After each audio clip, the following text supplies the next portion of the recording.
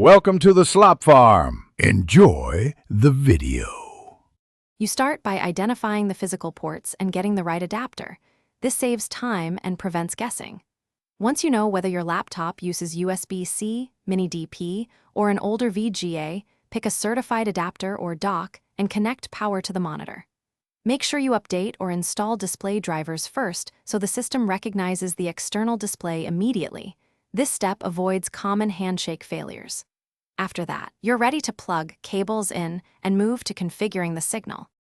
Once the physical connection is made, attach the adapter to your laptop and plug the monitor cable firmly into the adapter.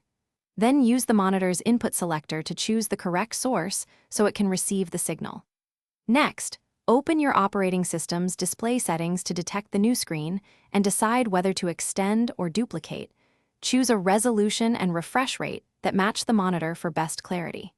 If colors or scaling look off, adjust resolution and scaling now so everything sits correctly. You finish by securing cables, positioning the monitor ergonomically, and calibrating brightness and color so reading is comfortable.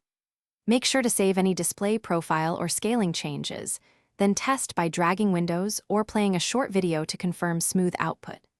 If you see no signal, first confirm the monitor input matches the cable, swap the cable or adapter if available, reboot the laptop, and reinstall drivers. These checks catch the most common connection failures and get you back on track quickly. Thanks for watching. Consider subscribing if we helped you today.